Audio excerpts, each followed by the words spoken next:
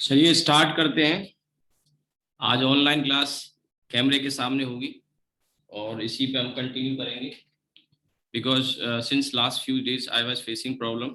मेरे भी सर में दर्द और आंखों में दर्द था, थोड़ा सा लैपटॉप पे पास में पढ़ाता था, आईज क्लोज होती थी, थोड़ा सर दर्द था। तो ये मैंने सेटअप किया अभी, तो इसी पे पढ़ेंगे हम। मेरी आवाज़ आ रही है आप लोगों को? Yes sir. Yes sir. ठीक। तो काइनेटिक थ्योरी ऑफ गैसेज में पढ़ा रहा था आपको। काइनेटिक थ्योरी ऑफ गैसेज में आज हम रियल गैस इक्वेशन या वंडरवाल गैस इक्वेशन स्टार्ट करेंगे। रियल गैस इक्वेशन या वंडरवाल इक्वेशन एक ही बात है। अभी तक हमने जो केस डिस्कस किए हैं वो आइडियल गैस के केस में पढ़ा हमने।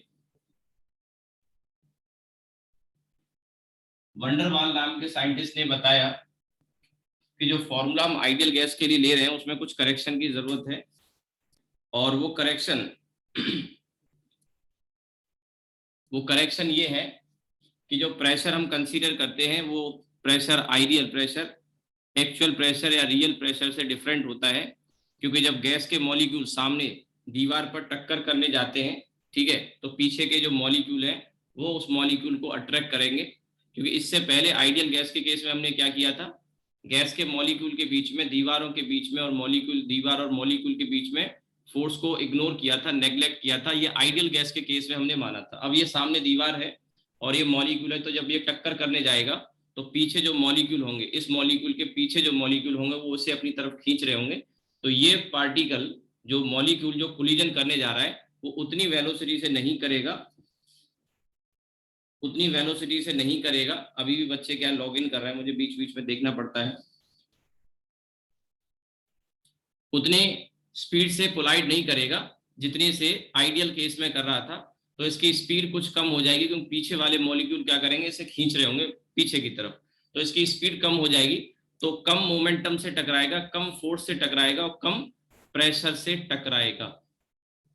तो जो रियल प्रेशर होता है वो एक्चुअल प्रेशर से कम होता है। ये वंडरवाल ने करेक्शन दिया, that is called pressure correction. इसी तरह से एक वॉल्यूम करेक्शन है, और वॉल्यूम करेक्शन में क्या बताया कि गैस के मॉलिक्यूल का नो डाउट साइज बहुत कम है, नेग्लिजिबल है, लेकिन ये साइज इतना भी कम नहीं है कि आप उसको पूरी तरह से इग्नोर कर दें। गैस में बहुत छोटे छोटे मॉलिक्यूल होते हैं, बहुत छोटा साइज होता है, लेकिन इतने ज्यादा मॉलिक्यूल हैं कि सबको मिला के कुछ तो वॉल्यूम ऑक्यूपाई करेंगे। तो कंटेनर का जो वॉल्यूम लेते हैं, जैसे ये कंटेनर है, इस कंटेनर का जो वॉल्यूम है, ठीक है, ये इन सारे मॉलिक्यूल को एक कॉर्नर में हम इकट्ठा करते हैं। आपको स्क्रीन पे दिखाई दे रहा होगा, सिर्फ एक मॉलिक्यूल मैंने रहने दिया। इस कंटेनर का वॉल्यूम V है और सारे मॉलिक्यूल इधर कॉर्नर में इकट्ठा कर दिए, तो इन मॉलिक्यूल ने इतना वॉल्यूम घेर लिया। अब ये जो अकेला मॉलिक्यूल बचा है, इस मॉलिक्यूल के लिए जो खाली जगह है, वेकेंट स्पेस है, वो V डैश है, जो इस V से, कंटेनर के वॉल्यूम से कुछ कम है। That is called volume correction. तो वॉल्यूम में जो करेक्शन हुआ वो ये था कि वॉल्यूम कम है और जो प्रेशर है, अवेलेबल वॉल्यूम है, वो कम है, और रियल प्रेशर आइडियल प्रेशर से कम होता है। यही दो करेक्शन हम यहाँ पे करने जा रहे हैं। तो पहला जो करेक्शन है वो कहलाता है, या आप लिख लें, वंडरवाल सेड दैट। मैं बोल रहा हूं, आपको नोट करना है, ठीक है। अभी वो स्क्रीन वाला सिस्टम नहीं कि हर चीज को मैं लिखाऊंगा। Van der Waals said that no gas is ideal, no gas is ideal, no gas is ideal, thus molecules of the gas exert force on each other, exert force on each other, exert force on each other, exert force on each other, thus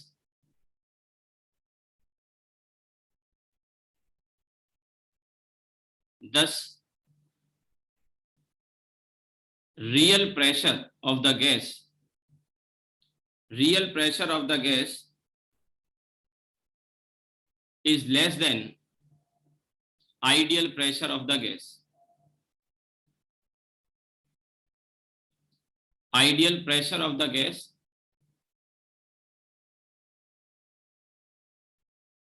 आगे लिखें. Also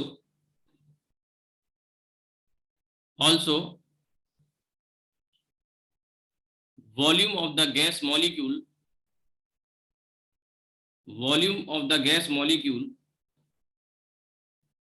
is negligible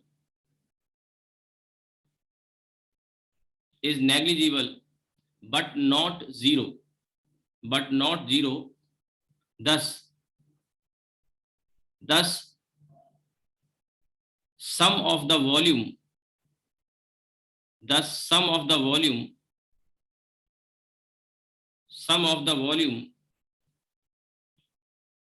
of the container is occupied by the gas molecules.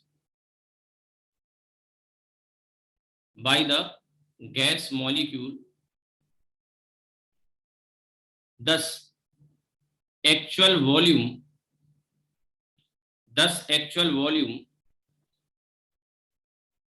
available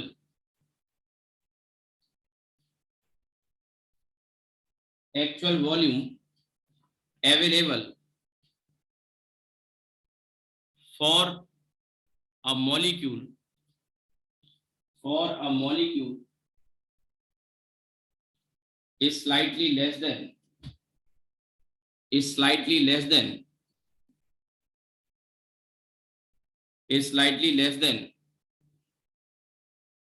the volume of the container.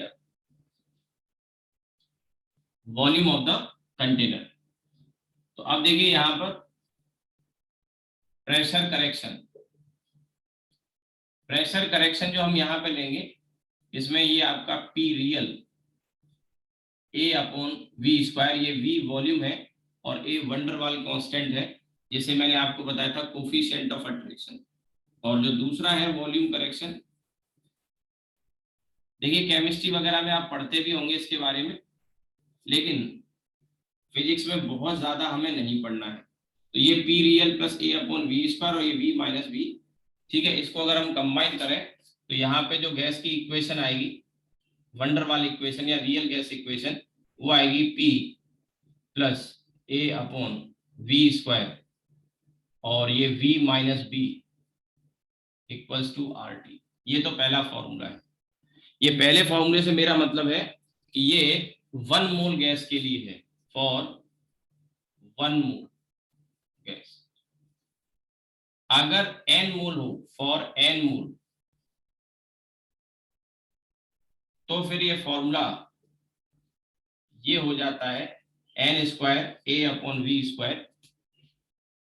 ध्यान से देखिएगा इसको. और ये V minus NB NRT. ये यहाँ पे n² आता है, यहाँ n और यहाँ n. इस चीज को नोटिस करना.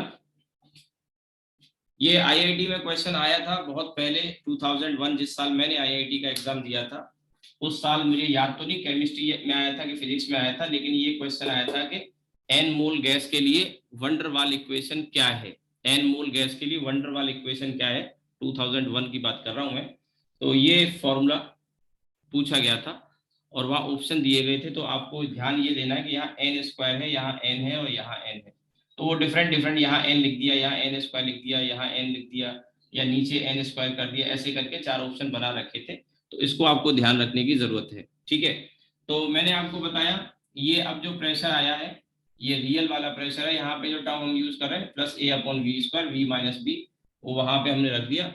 और ये 1 मोल के लिए, n मोल के लिए. अब इसमें 2 बार क्वेश्चन और आया है, और वो है A और B को लेके. वंडरवाल कांस्टेंट है यहाँ A और B. ये मैं मिटा देता हूं, आपने अगर नोट कर लिया हो. अगर नोट करने में भी टाइम लगा करे तो आप स्क्रीनशॉट ले सकते हैं, ठीक है. स्क्रीनशॉट ले सकते हैं आप.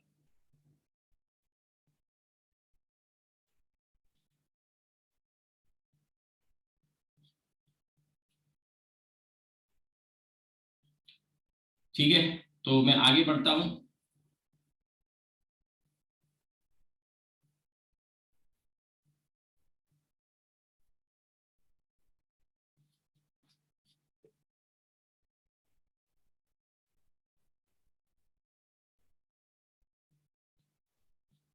तो यहां पर आप देख सकते हैं, where A and B are van der Waals constant.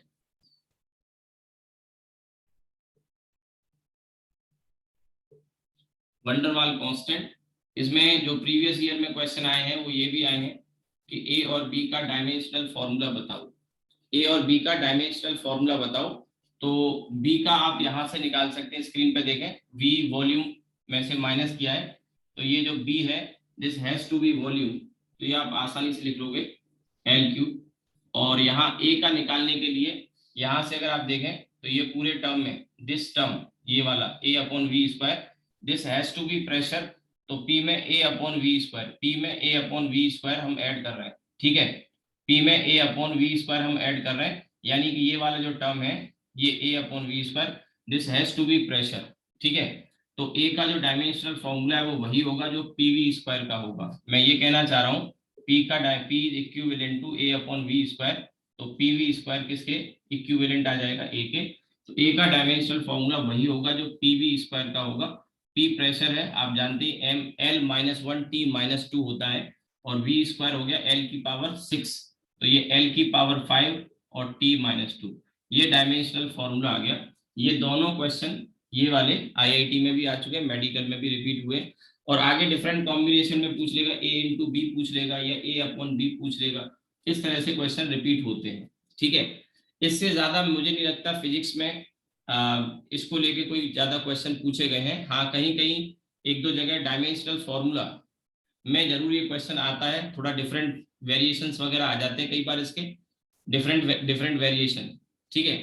बाकी आप इसको देख सकते हैं, जैसे ये फॉर्मूला जो लिखा हुआ है यहाँ पर, इसको एक दो जगह आपको इस तरह का मिल जाएगा डायमेंशन में, जैसे ये पी प्रेशर है इसको यही रहने दें, और ये आ जाएगा इधर R T upon V minus B, और फिर ये आ जाएगा minus A upon V square, तो वी की पावर माइनस टू।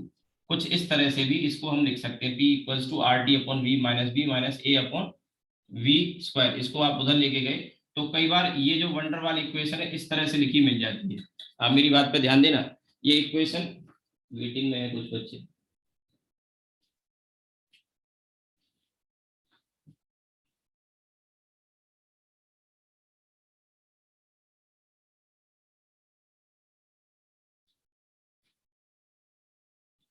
हाँ भाई, तो अब बच्चे मैसेज कर रहे हैं सर कृपा करें, तो भैया कृपा वो वेटिंग में थे, मैं इधर पढ़ा रहा हूँ, तो अब कृपा कैसे हो, जब देखूंगा स्क्रीन पे तब पता लगेगा। तो कृपा करने के लिए अगर आप करवाना चाहते हैं कृपा, तो मैसेज कर दिया करो मोबाइल पे। अगर आप एग्जिट कर जाते हैं, ठीक है, अगर आप एग्जिट कर जाते हैं नेटवर्क की वजह से, तो मैं यहाँ पढ़ा रहा हूँ तो मैं वहाँ सामने स्क्रीन पे लैपटॉप की स्क्रीन पे देखता रहता हूँ, नहीं देख पाता तो आप मैसेज कर दें, तो आप पे कृपा आती रहेगी यहाँ से, ठीक है, ऑनलाइन कृपा आएगी आपके पास। तो आप एक मैसेज ड्रॉप कर दिया करो, अगर वेटिंग में है तो हो सकता है मैं ना देख पाऊँ, ठीक है, क्योंकि वहां तो सामने स्क्रीन होती थी तो आप विजिबल होते, तुरंत मैं आपको अलाउ करता था। अभी क्या है कि यहाँ स्क्रीन पे मैं लिख रहा हूँ यहाँ सामने बोर्ड पे, तो पीछे बैक, काश यहाँ पीछे सर के पीछे भी आंखें होती मैं देख पाता पीछे की तरफ, ठीक है। तो मैसेज कर दिया करो आप अगर वेटिंग में हैं तो, ये ना सोचे कि मैंने वेटिंग में जानबूझ के रखा है, आप मैसेज कर दिया करो तुरंत, इससे मुझे पता रहेगा, ठीक। तो ये P मैं बता रहा था आपको, P plus A upon V square V minus V R T, ठीक है। तो ये आ जाएगा आपका R T upon V minus B, और माइनस ए वी की पावर माइनस टू, कुछ इस तरह से हम इसको लिख सकते हैं, इस तरह से हम इसको लिख सकते हैं, ठीक है। तो ये कई बार ये इक्वेशन वंडरवाल की इस तरह से लिखी आती है तो बच्चे को समझ में नहीं आता कि ये क्या है, एग्जैक्ट क्या है सिचुएशन, तो वो नहीं समझ पाता, वही इक्वेशन है, और भी इसको कई तरीके से हम लिख सकते हैं, ठीक है। तो आपको मिल जाएंगे क्वेश्चन, आप देखेंगे बुक्स वगैरह में, और अगर सब कुछ ठीक ठाक रहा, वैसे उम्मीद कम है, ना उम्मीद नहीं होना चाहिए आदमी को, लेकिन हालात जिस तरह के बने हुए हैं आजकल उसको देख के बड़ा डर लगता है, और मुझे नहीं लग रहा है कि आगे एक महीने में दो महीने में स्थिति सामान्य होने वाली है। तो बेटर ये भैया अपना सेफ रहो घर पे, और अब ऑनलाइन क्लास में मुझे तो नहीं लगता कि उतना इफेक्टिव होगा। अभी आपका कोर्स हो जाए तो घर पे बैठ के आप अपनी तैयारी करो, वही एक तरीका हो सकता है। ठीक है, तो चलिए खैर नोट करिए, कोर्स तो आपका कराएंगे, अच्छे से कराएंगे जैसा कहा था। लेकिन अब ऑफलाइन का फिलहाल तो मुझे नहीं लगता, मई छोड़ो जून भी छोड़ो, जिस तरह के हालात हैं स्थिति वाकई खतरनाक है।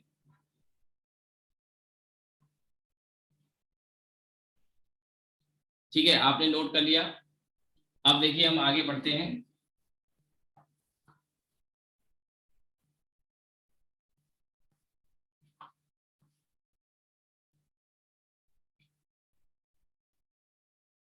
प्लानिंग तो बहुत कुछ करी थी, बहुत कुछ सोचा था, लेकिन सब धरी की धरी रह जाती है जब नेचर की मार पड़ती है। सोचा तो बहुत कुछ था कि आपका रिवीजन कराऊंगा, ये पैकेज लगवाऊंगा, वो पैकेज लगवाऊंगा, लेकिन अब ऑनलाइन में तो नहीं लगता यार कि हो पाएगा, परिस्थितियां जैसी हैं। सोचा तो था खूब मेहनत करेंगे जम के, कुछ बढ़िया दो चार रैंक क्रैक करेंगे।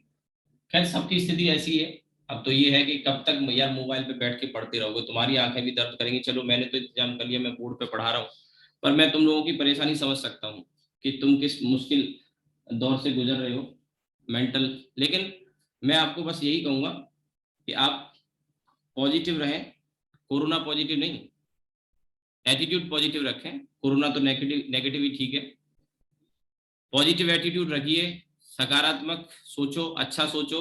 अभी जैसे मैंने कहा कि नहीं खत्म होने वाला है, प्रैक्टिकल सिचुएशन है, बट ये नहीं कि घर पे अगर आप हैं तो आप नेगेटिव नेगेटिव सोच रहे हैं। अच्छा सोचो, न्यूज चैनल से बचे रहो, न्यूज चैनल वैसे देखते नहीं होगे आप, तो घर में बातचीत करें, पॉजिटिव बातें करें, अपना ध्यान रखें, घर वाले घर के लोगों का ध्यान रखें, कोशिश करें घर से बाहर ना निकलो, क्योंकि इस समय स्थिति रियली डेंजरस है, बहुत ज़्यादा डेंजरस है। हॉस्पिटल में बिल्कुल जगह नहीं है, ऑक्सीजन नहीं है। तो मैं आपको यही कहूँगा कि ये सब नेगेटिव हालात हैं, सेफ अब घर पे जब तक है आप सेफ है। ठीक है, डरने की तो खैर ऐसी जरूरत नहीं जब तक आप घर पे सेफ है, और जान है तो जहान है। ठीक है, फिर आएगा मौका, फिर से बाहर निकलेंगे, फिर मौका आएगा, नीट का एग्जाम भी होगा, जेई का भी होगा, वो भी चीज़ है। लेकिन घर पे रह के अपने आप को एंगेज रखिए, ज़्यादा इधर उधर की चीज़ों पे ध्यान न दें, के अपनी सेफ्टी का ध्यान रखें, वो जरूरी है। ठीक है, मेरे से जो बन पड़ेगा मैं कोशिश करूंगा आपके लिए जितना हो सकता है, क्योंकि मैंने कहा तो था कि हम आगे रिवीजन करेंगे, ऐसा करेंगे वैसा करेंगे। लेकिन अब फिलहाल जो सिचुएशन है, क्योंकि मुझे लगता है कि आप सेल्फ स्टडी घर पे करेंगे उसमें कहीं ज़्यादा आपको गेन होगा, रेदर के मैं यहाँ पे ऑनलाइन क्लास करूँ, वहाँ मोबाइल पे आप पढ़ोगे तो वही आंखें दर्द करेंगी आपकी। जब मैं ये सिचुएशन फेस कर चुका हूँ, बराबर लैपटॉप के पास बैठ के पढ़ा रहा था, तो हार्डली लैपटॉप की स्क्रीन और मेरे आंखों के बीच में मुश्किल से 5 इंचेस 6 इंचेस का फासला रहता था कि मैं ऐसे लिखता था, और उसकी वजह से कंटिन्यूस आंखों पे स्ट्रेन आ रहा था। 2-3 दिन मैंने नोटिस किया कि सर दर्द मेरा बंद ही नहीं हो रहा था, पूरे दिन सर दर्द था, फिर भी मैं पढ़ा रहा था आपको। तब मैंने ये ऑल ऑफ ए सडन सब अरेंजमेंट किया। चलिए कोई बात नहीं, सबसे जरूरी हेल्थ है, हेल्थ का ध्यान रखिए, हेल्थ है तो सब कुछ है। हेल्थ के साथ कंप्रोमाइज नहीं करना है, पढ़ाई 1 घंटे कम हो जाए कोई दिक्कत नहीं, घर पे रहें, जितना कंफर्टेबल आपको लग रहा है उतना पढ़िए। ठीक है, तो अब इसके बाद देखिए, इसी में वंडर वाल इक्वेशन में एक दो चीजें और मैं बताऊंगा, एंड्रयू कर्व। ठीक है, एंड्रयू कर्व, एंड्रयू कर्व या इसे हम पीवी कर्व कहते हैं, PV curve for real gas, Andrews curve और PV curve for real gas, real gas के लिए पीवी कर्व। तो देखो हमने पीछे आइडियल गैस के लिए तो पीवी कर्व पढ़ा था, आपको याद होगा, प्रेशर और वॉल्यूम के बीच में जो ग्राफ आया था वो ऐसे आया था, रेक्टेंगुलर हाइपरबोला, याद होगा, ये आइडियल गैस के लिए था। लेकिन रियल गैस के लिए ऐसा नहीं होता, ये जो एंड्रयू कर्व है रियल गैस के लिए डिफरेंट आता है, और किस तरह का आता है, ठीक है, वो देखिए, थॉमस एंड्रयू नाम के साइंटिस्ट ने इसको एक्सपेरिमेंट किया और इस कर्व को प्लॉट किया, तो उसी के नाम पे एंड्रयू कर्व या PV curve for real gas. अब हम जानते हैं कि रियल गैस को हम लिक्विफाई कर सकते हैं प्रेशर को बढ़ा के और टेम्परेचर को लो करके। तो ये वॉल्यूम और प्रेशर के बीच में हम ग्राफ प्लॉट करने जा रहे हैं। तो ये ग्राफ ऐसे होता है, यहाँ से हम प्रेशर को बढ़ाना शुरू करते हैं, मान लीजिए गैस का वॉल्यूम अभी यहाँ पे है, तो प्रेशर बढ़ाएंगे तो वॉल्यूम थोड़ा कम होगा, गैस कंप्रेस हो जाएगी। एक समय वो आएगा कि यहाँ से कंडेंसेशन स्टार्ट होगा ऐसे करके। ये जो कर्व आप देख रहे हैं ये वाला, ये वाला थोड़ा दोबारा से बनाता हूं मैं इस तरह से। तो ये कुछ रेक्टेंगुलर हाइपरबोला टाइप का होगा ये वाला पार्ट, ये गैसियस फेज है। इसके बाद जैसे और प्रेशर बढ़ाएंगे all of a sudden volume में बहुत तेजी से डिक्रीज करेगा, वॉल्यूम बहुत तेजी से डिक्रीज करेगा, मैंने कहा वॉल्यूम बहुत तेजी से डिक्रीज करेगा। और डिक्रीज होने के बाद में पूरी तरह से गैस कंडेंस हो जाएगी, लिक्विड फॉर्म में आएगी। और फर्दर अगर प्रेशर बढ़ाते तो बहुत ज्यादा प्रेशर बढ़ाओगे तब जाके वॉल्यूम में थोड़ा सा चेंज आएगा। अगर आपको मेरी बात नहीं समझ में आई तो मैं थोड़ा सा और इसको क्लियर करता हूँ। मैं क्या कहना चाह रहा हूँ, देखिए यहां से यहां तक तो ये गैस है, यहां से यहां तक तो ये गैस है। और ध्यान रहे ये पूरे कर्व के लिए टेम्परेचर को सेम रखा गया, ये पूरा कर्व आइसोथर्मल कर्व है। यहाँ पे ये गैस है, let the temperature is T1। अब इस पॉइंट को A, ये B, ये C और ये D। तो आप मेरी बात पे गौर करना कि वॉल्यूम यहां से यहां यानी बहुत ज्यादा वॉल्यूम में चेंज आया for a very small change in pressure. Pressure में इतना सा चेंज किया हमने, इतना सा चेंज किया, वॉल्यूम में इतना चेंज हो गया। क्योंकि ये जो फेज है यहाँ पे ये लिक्विड वेपर फेज है। क्या है? Liquid vapour phase. ठीक है, लिक्विड वेपर फेज। मेरे ख्याल से स्क्रीन पे आपको क्लियर दिख रहा होगा। और मैं बोल रहा हूं तो मेरी आवाज से भी आप अंदाजा लगा सकते हैं मैंने क्या लिखा है। फिर भी ना समझ में आए तो आप हैंड रेज करके पूछ लेना। अब इसके बाद देखिए यहां से सी से डी पॉइंट तक अगर हम जाएंगे, सी से डी पॉइंट तक, तो वॉल्यूम में जरा सा चेंज हुआ, ध्यान दीजिए। ये इतना सा चेंज हुआ, इतना सा वॉल्यूम में इतना सा चेंज हुआ। और उसके लिए मुझे प्रेशर यहां से यहां तक ले जाना पड़ा। पता है क्यों? क्योंकि ये क्या है, ये लिक्विड फेज है, यानी लिक्विड बन चुका है। और लिक्विड को हम फर्दर कंप्रेस कर रहे हैं, वॉल्यूम कम करा रहे हैं, फर्दर कंप्रेस कर रहे हैं, वॉल्यूम कम करा रहे हैं। तो वॉल्यूम को कम कराने के लिए प्रेशर में काफी ज्यादा इंक्रीमेंट करना पड़ेगा, ये मैंने आपको बताया। तो ये जो ब्लैक वाला जो कर्व है ABCD, ये एक आइसोथर्मल कर्व है। और आइसोथर्मल कर्व में, ठीक है, ये टेम्परेचर T1 रखा हमने और इसको लिक्विफाई करने की कोशिश करी। तो पहले गैस था, ये वाला जो पार्ट AB वाला है ये रेक्टेंगुलर हाइपरबोला है। लेकिन इसके बाद जब यहाँ आए ये कंडेंस हो रहा है, तो ये रेक्टेंगुलर हाइपरबोला नहीं रहा। फिर इसके बाद आप ये देख रहे हैं।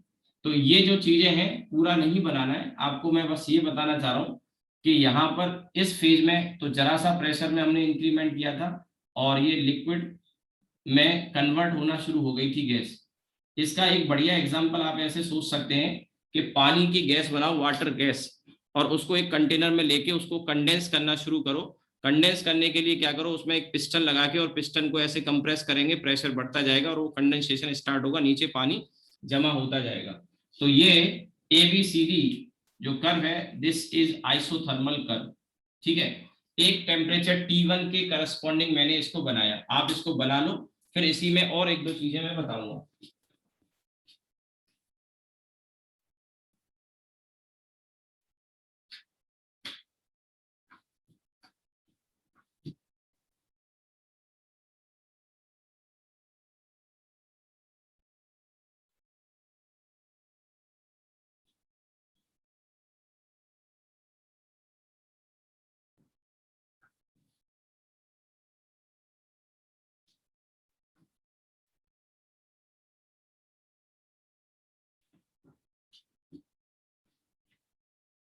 ठीक है, अब अगर आपने ये बना लिया है तो क्या होगा, जब हम टेम्परेचर को और फर्दर बढ़ा देंगे तो उसका भी ग्राफ आप देखिए, मैं यहां बनाता हूं।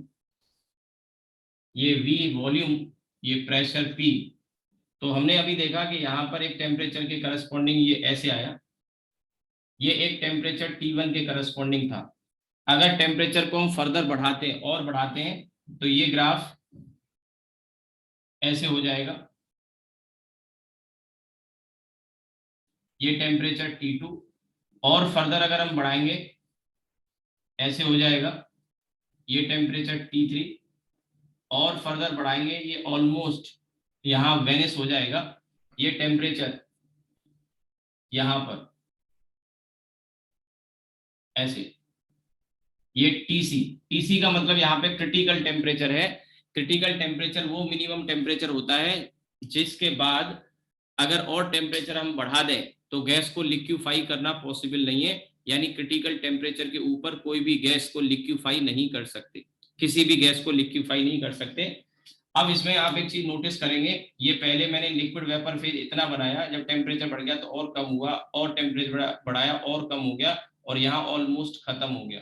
तो ये आप पार्ट जो देख रहे हैं इधर वाले में, ये BC वाला जो पार्ट था जो कि लिक्विड वेपर फेज को रिप्रेजेंट कर रहा था, ये वाला पार्ट जो था यहाँ पे A से ये B और B से C से D।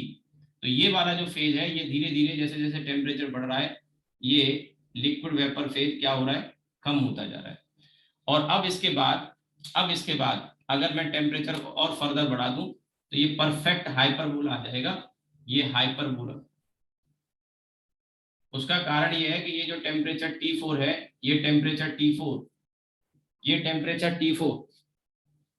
ये क्रिटिकल टेम्परेचर से ज्यादा है, और इसके ऊपर जो गैस है वो अब आइडियली बिहेव कर रही है। अब उसको हम लिक्विफाई नहीं कर सकते, चाहे आप प्रेशर को कितना भी हाई कर लें। मैंने आपको पीछे बताया था कि अगर हम प्रेशर को हाई करते हैं तो गैस को लिक्विफाई कर सकते हैं, टेम्परेचर लो और प्रेशर हाई। बट यहाँ पर क्रिटिकल टेम्परेचर के ऊपर अगर हम चले गए तो इसमें फर्दर इसको लिक्विफाई करना पॉसिबल नहीं है। ठीक है, तो क्रिटिकल टेम्परेचर वो टेम्परेचर है जिसके नीचे एक गैस को लिक्विफाई किया जा सकता है, और उसके ऊपर लिक्विफाई नहीं कर सकते। और चाहे हम प्रेशर को कितना भी ज्यादा क्यों ना कर लें, ये पूरा यहाँ से यहाँ तक ये TC है, क्रिटिकल टेम्परेचर है। ये सारे के सारे कर्व जो है ये सभी आइसोथर्मल कर्व है, हर कर्व के लिए टेम्परेचर फिक्स है। जैसे सबसे नीचे वाले का देखें तो ये जो टेम्परेचर है इसका, ये T1 है, इसके ऊपर वाले का T2 है, इसके ऊपर वाले का T3, TC,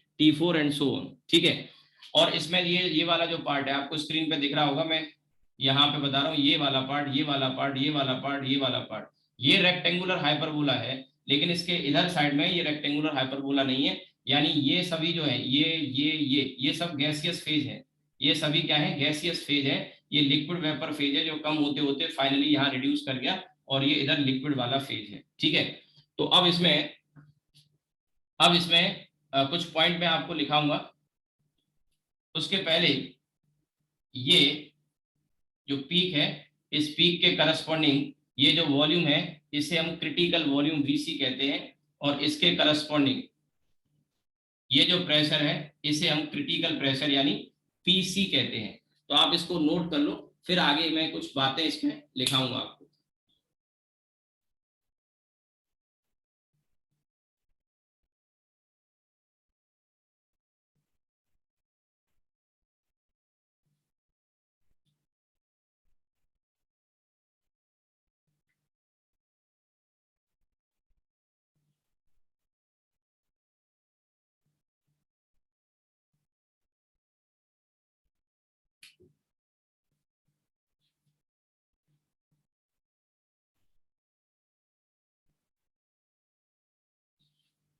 अगर आपने नोट कर लिया है तो ठीक है, हम आगे बढ़ते हैं। नोट नहीं किया है तो स्क्रीनशॉट ले लो।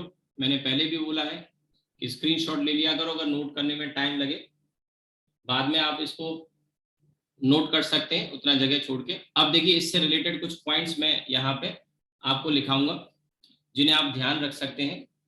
ठीक है,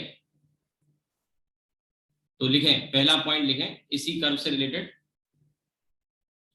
all the curve all the curve all the curve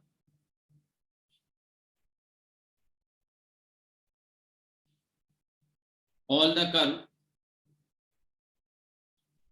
shown in graph 2 shown in graph 2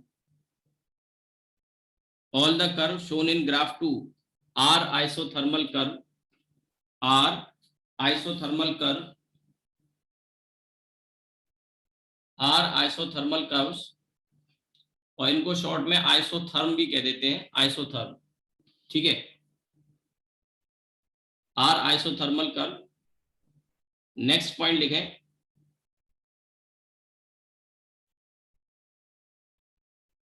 अब जैसे एक के लिए मैंने बता दिया, इसको नाम दे दिया AB, तो ऐसे ये वाले जो पार्ट हैं तो आप लिखेंगे पार्ट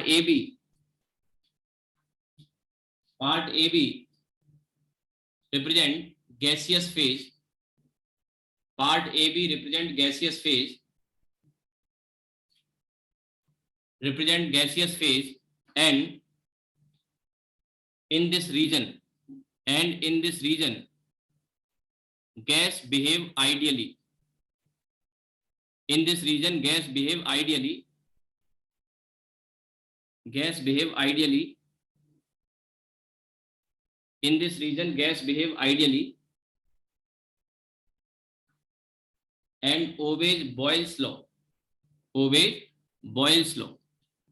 अब बॉयल्स लॉ ओबे करने का मतलब ये हुआ कि ये वाला जो पार्ट है ये रेक्टेंगुलर हाइपरबोला का पार्ट है, ठीक है, obeys Boyle's law. Next point लिखेंगे,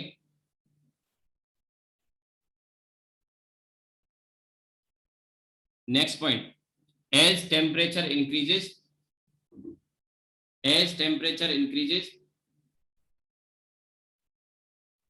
as temperature increases,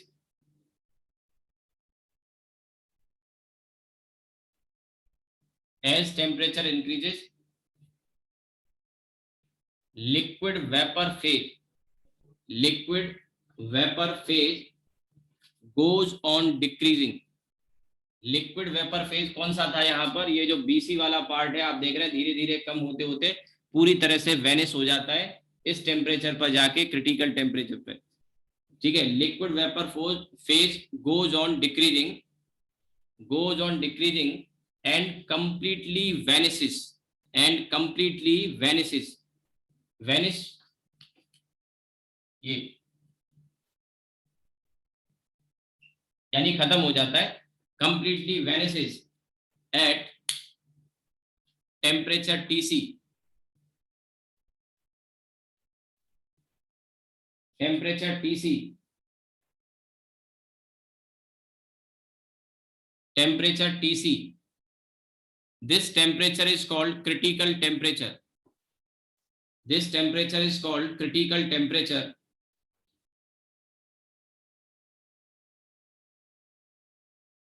This temperature is called critical temperature. This temperature is called critical temperature. Full stop. Above this temperature, above this temperature, no gas can be liquefied.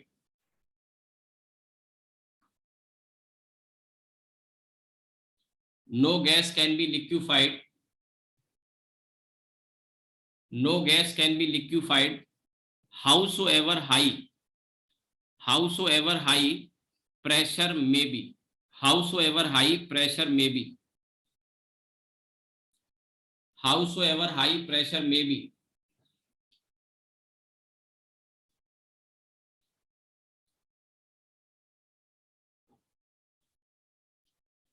ठीक है, आगे लिखें, above this temperature, above this temperature, above this temperature, a gas behaves ideally and obeys Boyle's law. A gas behaves ideally and obeys Boyle's law.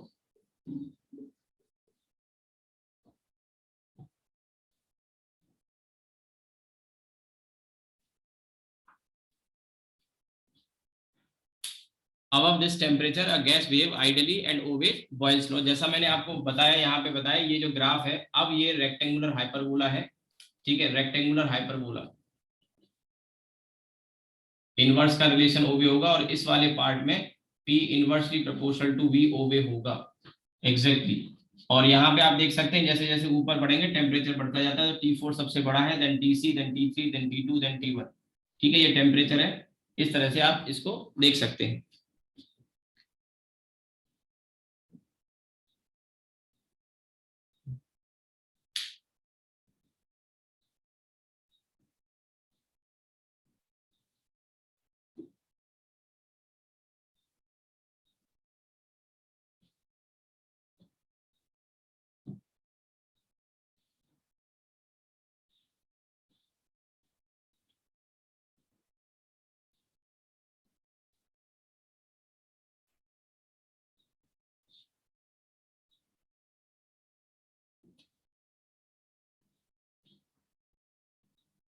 ठीक है। इसके अलावा इस graph से देखिए ये जो पॉइंट है, यहाँ ये जो पॉइंट है, ये जो पॉइंट आपको दिख रहा होगा, लेट इस पॉइंट को मैं ए बी सी डी तो पहले से आ चुका है, तो मैं इसका कुछ और नाम दे देता हूँ, मान लो एम कह दिया, एम। तो ये जो एम पॉइंट है इसे हम क्रिटिकल पॉइंट कहते हैं। इस पॉइंट के करस्पॉन्डिंग हमें जो वॉल्यूम मिलता है, that volume is VC and the pressure is PC. TC तो पूरा है, ध्यान रहे टीसी यहाँ का टेम्परेचर नहीं है, इस पूरे कर्व का टेम्परेचर टीसी है, ध्यान रहे इस पूरे कर्व का टेम्परेचर टीसी है। पर पीसी और वीसी ये क्रिटिकल पॉइंट कहलाता है। तो अगला पॉइंट आप लिख सकते हैं द पॉइंट एम। मैंने एम लिख दिया क्योंकि A B C D already C ले चुका, सी नहीं लिख रहा। The point M is called critical point. The point M is called critical point. Point M is called critical point, and the pressure and volume corresponding to this point, and the pressure and volume corresponding to this point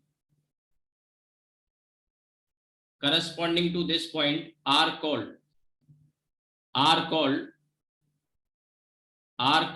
PC, यानी कि critical pressure, are called critical pressure, bracket में लिख लेना PC, critical pressure bracket में PC, and critical volume VC, and critical volume VC respectively PC and VC, right. तो PC VC हो गया ये। अब इसके बाद आगे लिखें,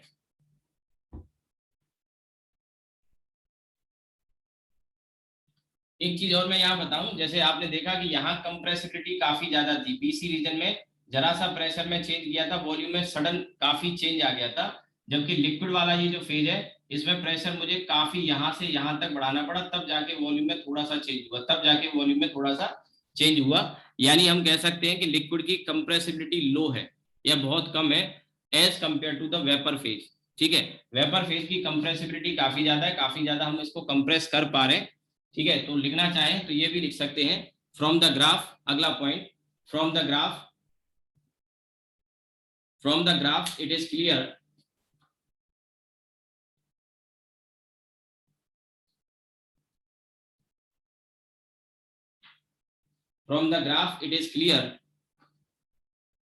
that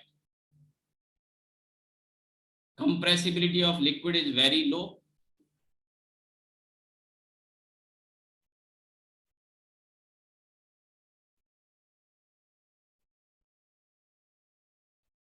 compressibility of a liquid is very low as compared to its gaseous phase, as compared to its gaseous phase.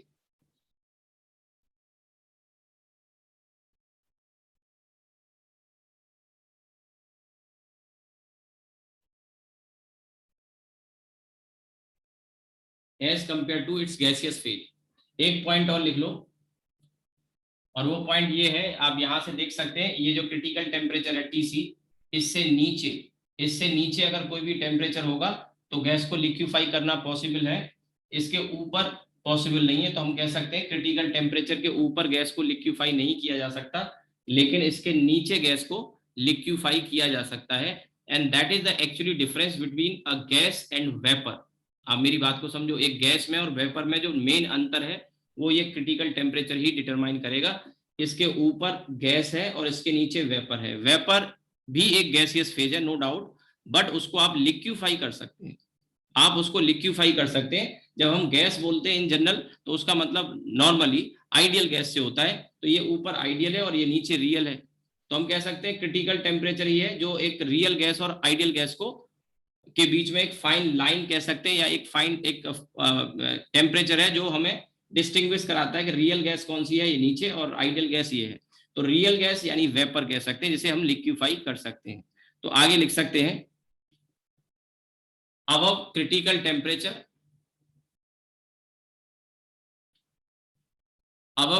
temperature, a gas above critical temperature a gas behaves ideally and cannot be liquefied, behaves ideally and cannot be liquefied,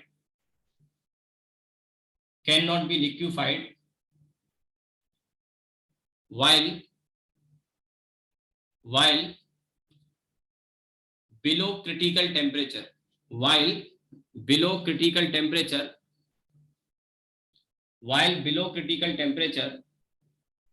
it can be liquefied,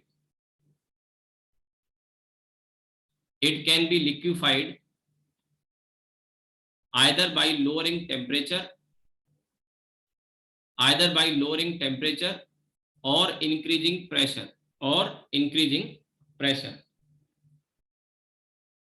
ठीक है।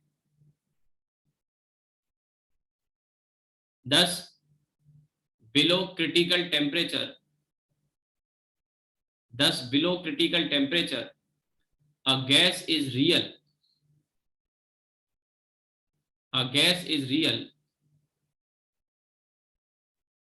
or sometime we also called it vapor, ठीक है, we also called it vapor। अब देखिए यहां पर ये जो TC, PC और VC, ये इनके कुछ फॉर्मूले भी है स्टैंडर्ड। TC का formula 8A/27 RV, 8A/27 RV। PC होता है 27A/27 B², और जो वॉल्यूम है ये 3B के बराबर आता है, स्टैंडर्ड वैल्यू है। अब पूछने को ये भी वैल्यू पूछ लेगा आपसे, ठीक है, ये वैल्यू भी पूछ लेगा,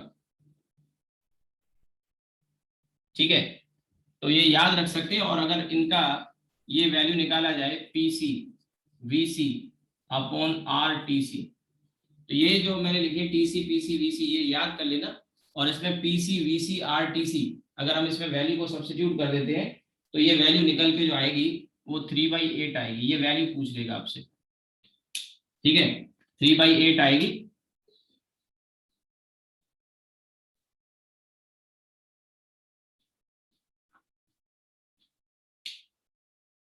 इसी में मैं आपको TC की कुछ सब्सटेंस के लिए वैल्यू बताना चाहूंगा। जैसे पानी के लिए, पानी को हम गर्म करते हैं तो 100 डिग्री सेंटीग्रेड पे, आप जानते हो पानी 100 डिग्री सेंटीग्रेड के बाद बॉयल हो जाता है, वेपर फेज में आता है, और वेपर को हम कंडेंस भी कर सकते हैं। आप जानते हैं कुछ प्रोसेस होते हैं, जैसे सब्लिमेशन हो गया, कंडेंसेशन हो गया। अब ये छोटी क्लास में पढ़ाए जाते हैं, कुछ किताबों में मिल जाएंगे, पर ये सब कोई पूछता नहीं है। ये पूछेगा कंडेंसेशन क्या होता है, सब्लिमेशन क्या होता है, ये फालतू की चीजें बहुत सारे पैकेजेस में मिल जाएंगे, इतना सबको आइडिया होता है। सब्लिमेशन क्या होता है आप जानते हो, सब्लिमेशन होता है सॉलिड से गैसियस फेज में जाना। कंडेंसेशन क्या होता है, कंडेंसेशन में वेपर फेज से लिक्विड फेज में आना, ठीक है। सब्लिमेशन में मैंने बताया कि सॉलिड से गैसियस फेज में जा रहे हैं, इसका रिवर्स होता है होरफ्रॉस्ट बोलते हैं उसको। ये कुछ नाम है, कोई पूछता नहीं है, थोड़ा सा आइडिया आपको होना चाहिए। एनीवे, मैं आपको जो बता रहा था, जैसे पानी है तो पानी भी, इसको भी गैसियस फेज में लाके हम इसको आइडियल गैस बना सकते हैं, लेकिन उसको क्रिटिकल टेम्परेचर के ऊपर ले जाना होगा, तो पानी के लिए ये टेम्परेचर जो होता है वो 374.1 होता है। कितना? 374.1। ध्यान रहे ये डिग्री सेंटीग्रेड में, केल्विन में नहीं, क्योंकि अगर आप 273 ऐड करेंगे अगर 100 डिग्री सेंटीग्रेड में, तो ये 373 तो भैया ऐसे ही हो गया केल्विन में। तो ये केल्विन में अगर है तो 100 डिग्री सेंटीग्रेड अगर ऐड कर रहे हैं तो ये तो अभी जस्ट बॉयल हुआ है। तो मैं जो बोल रहा हूँ TC पानी के लिए ये 374.1 डिग्री सेंटीग्रेड है। ध्यान रहे, अभी केल्विन में ऐड करोगे तो अभी 273 और ऐड करेंगे, ये पानी के लिए है। यानी अगर पानी को आप इस टेम्परेचर पे ले जाते हैं, नो डाउट 100 डिग्री पे वो वेपर तो बन ही गया, और गर्म करते रहे, वो आपको याद होगा, वो मैंने एक हीटिंग कर्व बनवाया था, यहाँ पे स्क्रीन पे मैं दिखा रहा हूँ, ऐसे फिर ऐसे फिर ऐसे फिर ऐसे एंड देन फिर ऐसे। तो ये यहाँ पे आइस थी, मान के चलिए आइस का लिक्विड बन गया, ठीक है, आइस का आइस सॉलिड फॉर्म था, गर्म किया, यहाँ पे मेल्ट करके लिक्विड, लिक्विड के बाद लिक्विड का टेम्परेचर बढ़ाया, अब ये गैस में आ गई और गैस का फर्दर टेम्परेचर बढ़ा दी। तो हम बात कर रहे हैं इस रीजन में। हीटिंग कर्व में अगर याद आ रहा हो तो गैस का भी टेम्परेचर 100, पानी का ही एग्जांपल ले लिया, तो यहाँ से 100 से बढ़ाते बढ़ाते 374.1 के ऊपर अगर ले जाएंगे तो अब इसको फर्दर लिक्विफाई करना पॉसिबल नहीं होगा, प्रेशर को कितना भी बढ़ा लें। ये पानी के लिए क्रिटिकल टेम्परेचर है, यानी पानी की भी गैस बना के उसका भी हम आइडियली बिहेव करा सकते हैं, और ये वो टेम्परेचर है। ऐसे एक दो और मैं बताऊं अगर आपको, तो कार्बन डाइऑक्साइड CO2, CO2 के लिए TC की वैल्यू 31.1 डिग्री सेंटीग्रेड होती है फॉर CO2। आपने ड्राई आइस का नाम जरूर सुना होगा, ड्राई आइस या सॉलिड CO2, ठीक है। तो असल में आप देखिए ये 31.1 ये बहुत ही कॉमन सा टेम्परेचर हो गया। आप अगर अपने घर में भी देखो दोपहर के समय इतना टेम्परेचर पहुंच जाता है आराम से। आज अभी सुबह के टाइम में भी अगर देखो बाहर खड़े हो आप बालकनी में तो इतना टेम्परेचर हो सकता है। तो ये कॉमन सा ये काफी ज्यादा टेम्परेचर है, बहुत ज्यादा टेम्परेचर है। तो CO2 को आसानी से हम लिक्विफाई कर पाते हैं और फिर सॉलिडिफाई कर पाते हैं। आपने देखा भी होगा ड्राई आइस जो हम बोलते हैं वो सॉलिड CO2 तो होता है, तो CO2 को पहले लिक्विफाई करते हैं तो आसानी से, एक तो रूम टेम्परेचर है तो आसानी से लिक्विफाई हो जाएगी, CO2 को बहुत आसानी से लिक्विफाई कर सकते हैं। ये टेम्परेचर बहुत कॉमन टेम्परेचर हो गया, इजीली अचीवेबल टेम्परेचर है। तो आप लिक्विफाई करिए और फर्दर उसको सॉलिड भी कर सकते हैं। इसका एक तरीका है कि आप एक जैसे घर में तो नहीं पर ऑफिस वगैरह में आपने देखे होंगे फायर एक्सटिंग्विशर होते हैं। फायर एक्सटिंग्विशर में CO2 होता है, घर में जो नॉर्मली आग वगैरह लगती है CO2, क्योंकि आप जानते हैं फायर को सपोर्ट नहीं करता। तो उसी को आप एक पॉलीथिन के अंदर उसको गैस को ले जाके और पॉलीथिन को काफी कंप्रेस कर दो यानी दबा दो, तो वही जो है आसानी से एकदम कन्वर्ट हो जाती है किसमें, CO2 सॉलिड फॉर्म में आ जाती है और देखने में बर्फ के जैसी होती है, इसीलिए उसको ड्राई आइस कहते हैं। और आप उसको यहाँ रख दो सामने अपने रख दो, ड्राई आइस बन जाए तो थोड़ी देर बाद देखोगे उसमें से धुआं जैसा निकलना शुरू हो जाएगा और वो उड़ना शुरू हो जाएगा, व्हाइट कलर के क्लाउड टाइप के। पुरानी फिल्मों में अब देखा होगा स्टेज वगैरह पे शोज होते थे तो वो धुआं धुआं टाइप का ऐसा नहीं होता था, वो ड्राई आइस से किया जा सकता है उस तरह का। और भी आजकल तो बहुत सारी टेक्निक है, बट ड्राई आइस से भी इस तरह का वो धुआं टाइप का स्टेज पे नहीं करते थे, बादलों का जो लुक देने के लिए पुराने टाइम की फिल्में जो आती थी। तो ये CO2 का क्रिटिकल टेम्परेचर इतना होता है। एक और बता देता हूँ, ऑक्सीजन, ऑक्सीजन को लिक्विफाई करना इतना आसान नहीं है, ये काफी मुश्किल है, क्योंकि जो टेम्परेचर मैंने यहाँ लिखा है माइनस का 118 -118, तो ये टेम्परेचर बहुत मुश्किल है अचीव करना। तो O2 को लिक्विफाई करना इतना आसान नहीं है। लेकिन आजकल आप देख रहे हो कोरोना में लिक्विड ऑक्सीजन की बहुत जरूरत पड़ रही है, मतलब लिक्विड ऑक्सीजन जो प्लांट्स होते हैं उनसे सप्लाई हो रहा है।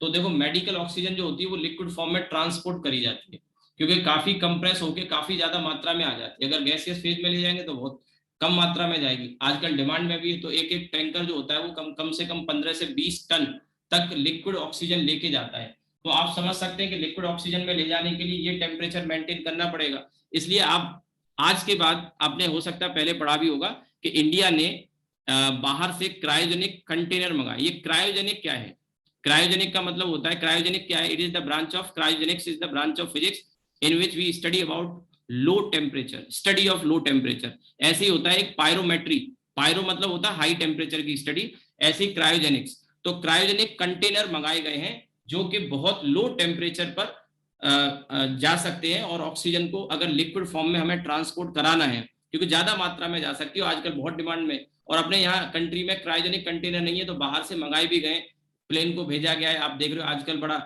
मारा मारी चल रही है। तो वही मैं आपको बता रहा हूँ कि लिक्विड ऑक्सीजन को ट्रांसपोर्ट करने के लिए, ऑक्सीजन को ट्रांसपोर्ट करने के लिए लिक्विड फॉर्म में ले जाया जाता है, और उसके लिए क्रायोजेनिक कंटेनर, क्रायोजेनिक का मतलब वही हो गया लो टेम्परेचर की स्टडी। तो वहां पे जो कंटेनर होता है उसमें इस तरह, जैसे आपने देखा होगा बहुत सारे फूड आइटम्स होते हैं, जैसे उनमें कंटेनर में जाते हैं, जैसे मीट फैक्ट्रीज वगैरह होती हैं, उनका जो मीट वगैरह ट्रांसपोर्ट होता है तो उनमें इस तरह के कंटेनर होते हैं, AC वगैरह लगा होता है उनमें।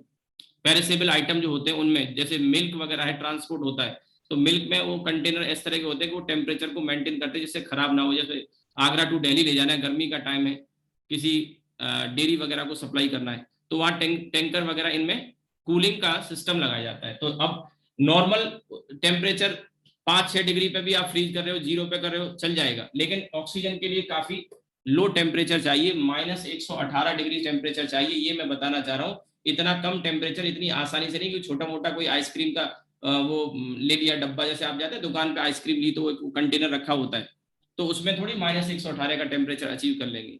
तो ज्यादा से ज्यादा -10 डिग्री, -20 डिग्री, इससे ज्यादा नहीं होगा। एक सेकेंड।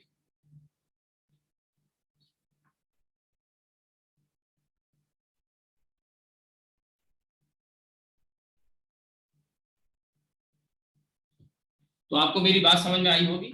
तो क्रायोजेनिक कंटेनर आप आजकल न्यूज में भी सुन रहे होंगे, अभी पिछले 2-3 दिन से बाहर से भी मंगाए, टाटा कंपनी है, उसने 24 कंटेनर बाहर से खरीदे हैं।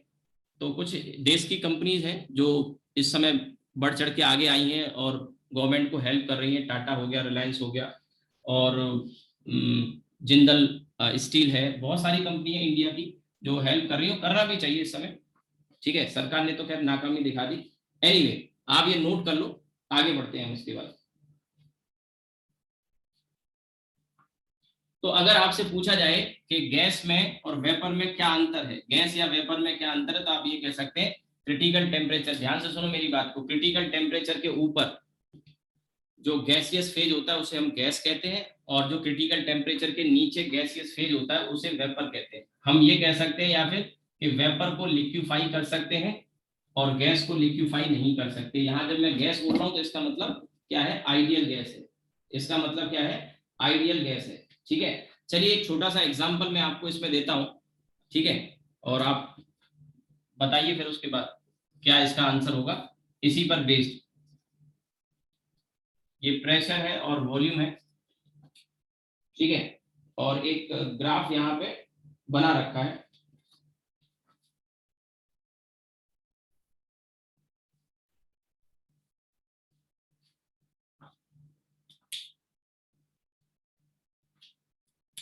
ये 500 केल्विन का टेम्परेचर है और ये 300 केल्विन का टेम्परेचर है। ये 50 एटीएम का प्रेशर है और ये 20 एटीएम का प्रेशर।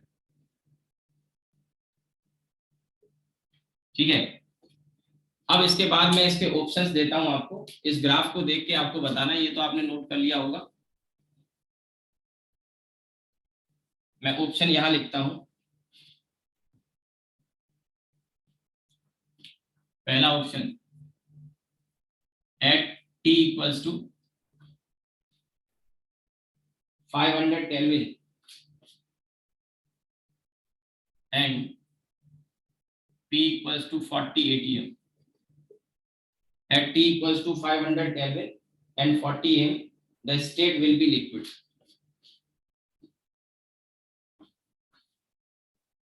The state यानी ये जो गैस है, अलग अलग टेम्परेचर पे हमने इसको दिखाया। The state will be liquid.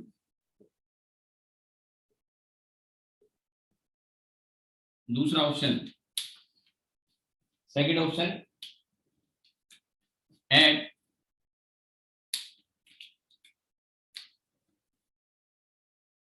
T equals to at T equals to 300 Kelvin and P equals to 50 atm. At T equals to 300 Kelvin and P equals to 50 atm, the state is gas. The state is gas. तीसरा option है at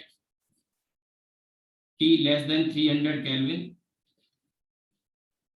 and P equals to 20 atm and P equals to 20 atm, the state is gas.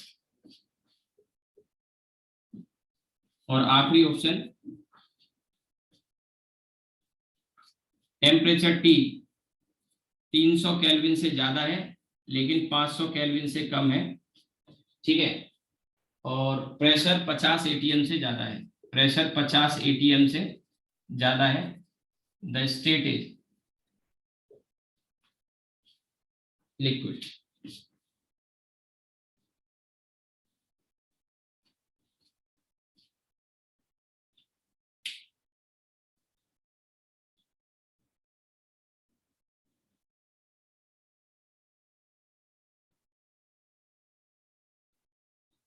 बताइए भाई, ये चार option मैंने आपको दे दिए, आपको क्या लगता है कौन सा ऑप्शन होगा? इसमें कैलकुलेशन कुछ नहीं करनी, सामने ग्राफ है, उस ग्राफ को ऑब्जर्व करना है बस। कौन सा ग्राफ हो सकता है?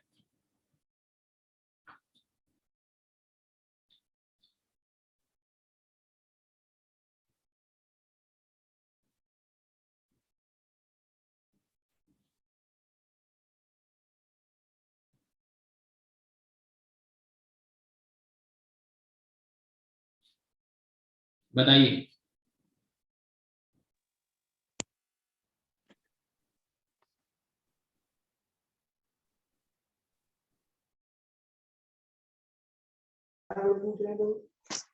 कौन सा? फोर्थ। फोर्थ वाला।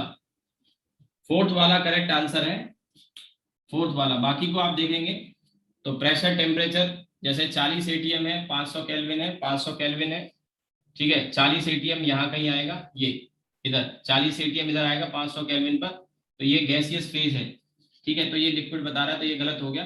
फिर कह रहा है 300 केल्विन पर, ठीक है, और 50 एटीएम पर, तो 300 केल्विन ये और 50 एटीएम यहाँ पे, ये लिक्विड फेज हो गया। ये कौन सा फेज बता रहा है? गैस।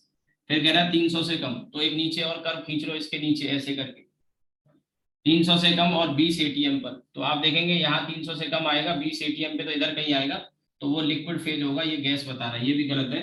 अब 300 और 500 केल्विन के बीच में, तो 300 और 500 केल्विन के बीच में यहाँ पे कर्व मैं खींच देता हूँ, ठीक है। ये ग्रीन कलर में एक कर्व मैंने खींच दिया, 300 500 के बीच का टेम्परेचर ये होगा, ये ग्रीन वाला। और कह रहा है 50 एटीएम से ज्यादा, 50 एटीएम से ज्यादा यानी इधर कहीं, तो कर्व तो बीच में ही आएगा, तो कैसा फेज है ये? लिक्विड फेज है। तो ये वाला ऑप्शन सही हो गया, फोर्थ वाला, ठीक है, फोर्थ वाला ऑप्शन करेक्ट है। आप इसे नोट कर सकते हैं। देखिए करीब करीब चैप्टर हमारा खत्म हो चुका है, छोटी मोटी चीजें एक दो और है जो आगे काम आ जाती है कभी कभी, वो और मैं आपको बता देता हूँ। बहुत इंपॉर्टेंट तो नहीं है, पर थोड़ा जानकारी हो तो अच्छा है। तो चैप्टर मेरी तरफ से वैसे खत्म है, काम की जितनी भी चीजें थी वो सब डिस्कस हो चुकी हैं।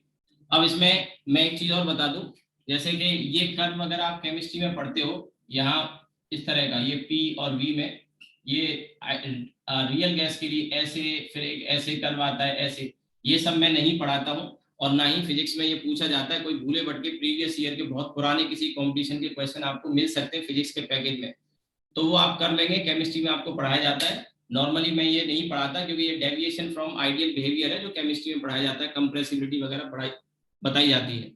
तो आपको सवाल हो सकता है मिल जाए, मैं कह रहा हूँ आपको क्वेश्चन मिल सकते हैं, क्योंकि वो प्रीवियस ईयर में बहुत पहले डिफरेंट डिफरेंट हर स्टेट के कंपटीशन होता था, तो उनमें क्वेश्चन वगैरह आते रहते थे, तो वो आप कर लेंगे, केमिस्ट्री में पढ़ाया गया होगा, ठीक है, अगर कोई मिलता है तो।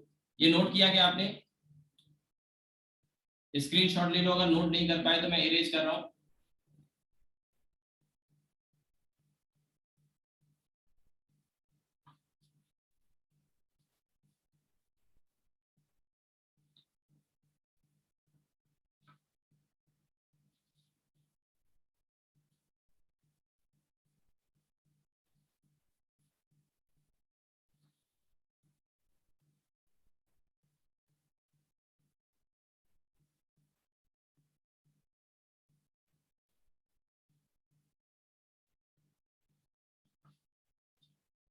ठीक है, अब देखिए दो चार बातें और इसमें काम की जो है वो मैं बता देता हूँ।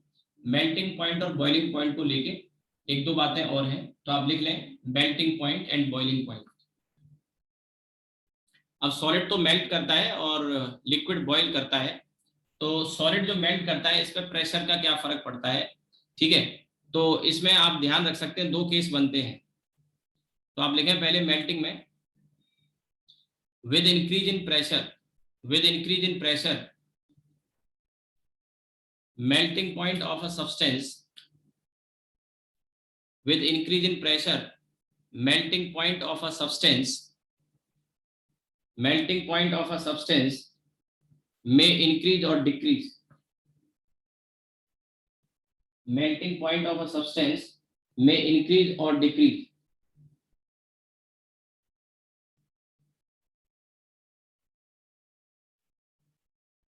may increase or decrease. तो इसमें दो केस बनेंगे, आप इसको इस तरह से याद रख सकते हैं, पहला केस और दूसरा केस। यानी ऐसे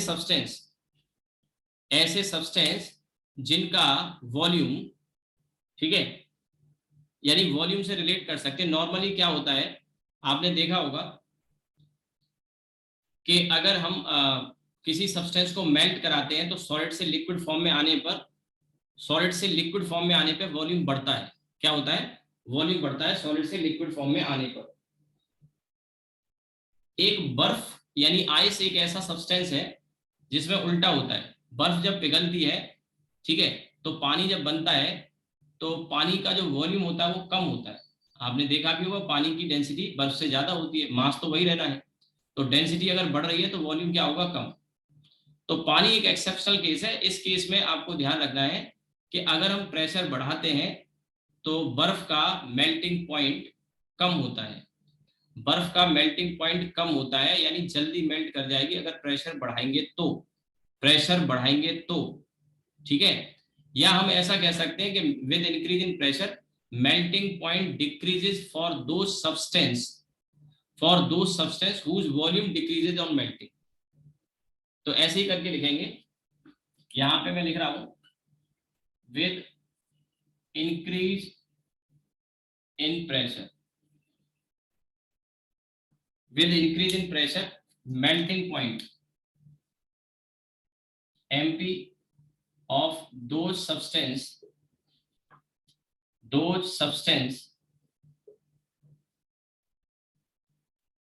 decreases whose volume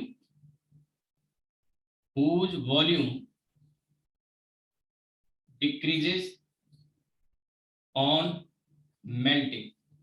अब इसका सबसे कॉमन एग्जांपल अगर हो सकता है तो वो है आइस का केस एक डिफरेंट है। अदरवाइज ज्यादातर लिक्विड आप जानते हैं कि मेल्ट होने पर वॉल्यूम बढ़ता ही है, ठीक है। लेकिन मैंने कहा ना melting point of those substance decrease करता है उनके लिए जिनका वॉल्यूम डिक्रीज करता है, मेल्टिंग होने पर उनका मेल्टिंग पॉइंट भी डिक्रीज करेगा। यहां पर दूसरा पॉइंट फिर लिख सकते हैं, melting point of those substance, ज्यादातर केस में ये होगा। अब जो लिखा रहा हूं second point, melting point of those substance increases whose volume increases on melting, ठीक है। Melting point of those substance increases whose volume increases on melting. ज्यादातर सब्सटेंस में ऐसा होगा। एक चीज और मैं बता दूं, जैसे बर्फ है तो बर्फ का अगर कोई टुकड़ा है, या समझिए जरा इस बात को, इसको आप घर पे करके भी देख सकते हैं। बर्फ का टुकड़ा थोड़ा बड़ा सा पीस जमा के फ्रीजर में और बाहर निकालें और इस पे कोई या हैवी सी चीज, कोई हैवी सा कोई चीज हो आपके घर में, वो यहाँ रख दो। आप देखना कि इसमें इसके नीचे बर्फ जो होगी वो जल्दी से पिघलती जाएगी और ये चीज इसमें अंदर धंसती चली जाती है, ये अंदर इसमें धंसती चली जाती है। ऐसा आप घर पे करके देख सकते हैं। फ्रिज में काफी बर्फ जमा लो और कोई हैवी ऑब्जेक्ट हो कोई भी घर में, ठीक है, उस चीज को इसके ऊपर रख दो तो आप देखोगे इसके नीचे की बर्फ जो है वो जल्दी पिघल रही है एज कम्पेयर टू साइड में ये जो बर्फ है वो उतनी जल्दी नहीं पिघलेगी जितना नीचे, और ये इसमें पानी बनता जाएगा और ये नीचे धंसती चली जाएगी। ऐसा पता है क्यों हो रहा है? प्रेशर बढ़ने की वजह से, क्योंकि इस जगह प्रेशर सबसे ज्यादा है तो यहाँ पे मेल्टिंग जल्दी होगी बर्फ की एज कम्पेयर टू ये वाला पॉइंट और ये वाला पॉइंट, ठीक है। इसका एक और बढ़िया एग्जांपल है, जब आप जैसे टीवी पे देखा होगा या कभी आपको मौका मिला हो आइस स्केटिंग करने का कभी मौका मिला हो आपको, तो आइस स्केटिंग जब करते हैं तो जो आइस की जो स्की होती हैं, जो पैरों के नीचे बड़ी बड़ी वो स्ट्रिप टाइप की होती है, इसकी बोलते हैं, तो वो इसकी पर जब आप खड़े होते हैं तो नीचे की जो बर्फ है उसमें प्रेशर पड़ता है तो बर्फ पिघल जाती है, पानी बन जाता है और वहां फ्रिक्शन एकदम से रिड्यूस कर जाता है, ठीक है, रिड्यूस कर जाता है और क्या होता है, फिसलन चालू हो जाती है तो आप स्लिप करना शुरू कर देते हैं, स्की पे प्रेशर पड़ता है, ठीक है। एक बात तो ये। दूसरा क्या होता है कि अगर जैसे बर्फ है तो जैसे इसकी वहां से पास करेगी तो फ्रीज कर गई, मतलब वो मेल्ट कर गई और जैसी हटेगी रीफ्रीज हो जाती है, दोबारा से बर्फ बन जाती है। ऐसा आप ये कर सकते हैं कि जैसे एक मेटल का कोई वायर वगैरह ले लो, तार वगैरह, और इसको एक बर्फ की सिल्ली के ऊपर ऐसे तार करके यहाँ लटका दो, तार को यहाँ लोड लटका दो। आप देखोगे ये तार इसको काटता हुआ निकल जाएगा नीचे, और जब ये नीचे जा रहा होगा तो ऊपर से ऐसा नहीं कि बर्फ टूट के 2 टुकड़ों में हो जाएगी, टूट के 2 टुकड़ों में नहीं होगी। ये तार जैसे जैसे नीचे पास ऑन होता जाएगा, वजन की वजह से इसको काटता चला जाएगा, तो ऊपर जो बर्फ है वो दोबारा से फ्रीज हो जाती है, दोबारा से फ्रीज हो जाती है। इस प्रोसेस को रेजोल्यूशन कहते हैं, कोई पूछेगा नहीं, रेजोल्यूशन कहते हैं। The refreezing of ice on removal of pressure, the refreezing of ice on removal of pressure is called resolution. ये आइस स्केटिंग जब करते हैं वहां होगा। या मैंने कहा कि ये जैसे बर्फ की सिल्ली है और इस पे एक तार ऐसे ऊपर से लपेट के यहाँ से लटका दिया, दोनों लोड, ये लोड की वजह से प्रेशर पड़ेगा, ये तार इसको काटता हुआ नीचे जाएगा, और जैसे जैसे नीचे जाएगा ऊपर की बर्फ फिर से पानी जो बना था उसी में से पास कर रहा था वो फिर से रीफ्रीज हो जाएगा। This process is called resolution. ये सब कोई पूछता नहीं, बस ऐसे ही एक्स्ट्रा जानकारी मैंने आपको दे दी। अब आ जाते हैं बॉइलिंग पॉइंट में, तो आप लिख लें बॉइलिंग पॉइंट।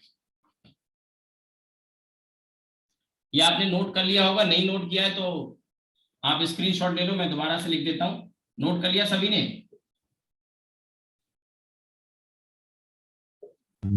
Yes sir. हाँ, अगर नोट नहीं कर पाए तो आप स्क्रीनशॉट ले लो। बॉइलिंग पॉइंट लिखें अब इसके बाद।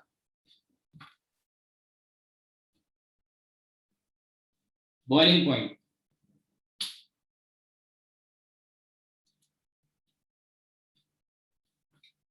देखिए बॉइलिंग किसी सब्सटेंस की कब होती है? बॉइलिंग तब होती है जब उस लिक्विड का वेपर प्रेशर, बाहर के प्रेशर के बराबर हो जाता है, यानी कि एटमॉस्फेरिक प्रेशर के बराबर हो जाता है। जब लिक्विड बॉईल करना शुरू करता है तो उसमें से वेपर्स बनना शुरू होती है, तो वो वेपर का जब प्रेशर एक्सटर्नल प्रेशर के बराबर हो जाता है तब बॉइलिंग होती है। ठीक है, तो आप लिखेंगे बॉइलिंग पॉइंट को डिफाइन करने के लिए आप लिखेंगे boiling point is that temperature, boiling point is that temperature, boiling point is that temperature at which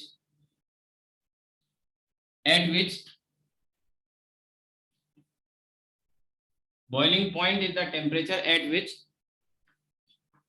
vapor pressure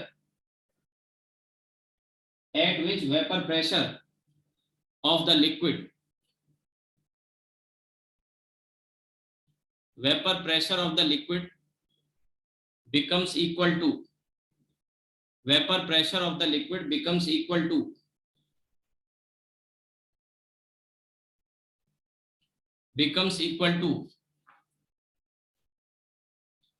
the external pressure, that is atmospheric pressure,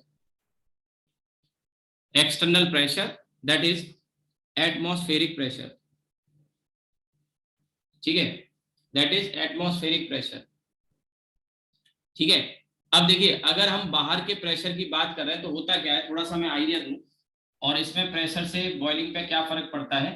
तो जैसे एक लिक्विड है ये, तो लिक्विड के मॉलिक्यूल बाहर निकलना चाहते हैं पानी के सरफेस से। जब आप इसको गर्म कर रहे हैं तो गर्म जब यहाँ से नीचे से हीट दे रहे हैं तो ये लिक्विड के मॉलिक्यूल एस्केप करना चाहते हैं इसके सरफेस से, लेकिन बाहर जो प्रेशर है, हवा का प्रेशर है, वो क्या कर रहा है, इनको वापस सप्रेस कर देता है, वापस धकेल देता है। तो जब ये मॉलिक्यूल इतनी एनर्जी गेन कर लेंगे कि इस प्रेशर को, एक्सटर्नल जो प्रेशर है, इस प्रेशर को ओवरकम कर पाए, they will be able to escape, और बॉइलिंग स्टार्ट हो जाएगी। मेरे कहने का मतलब है कि बॉइलिंग ये नहीं कि पानी रखा और बॉइल करना शुरू कर देगा, थोड़ी देर में शुरू होता है, क्योंकि मॉलिक्यूल इतनी एनर्जी लेके यहाँ से निकलना चाहते हैं। ठीक है, तो ये निकलने के लिए क्या करेंगे, यहाँ से बाहर का प्रेशर इसका क्या करेगा, अपोज करेगा। तो जब ये इतनी एनर्जी गेन कर लेंगे कि बाहर का जो प्रेशर है उसको ओवरकम कर सके, ठीक है, तो ये लिक्विड वेपोराइज हो जाएगा। एवोपरेशन अलग चीज है, एवोपरेशन नेचुरल बॉइलिंग है जो हर टेम्परेचर पर होती है। ध्यान से सुनना, एवोपरेशन अलग चीज है, वो नेचुरल बॉइलिंग है, और जो बॉइलिंग हम बात कर रहे हैं वो एक तरह से फोर्स्ड बॉइलिंग होती है। नेचुरल बॉइलिंग होती है, एवोपरेशन हर टेम्परेचर पे होता है।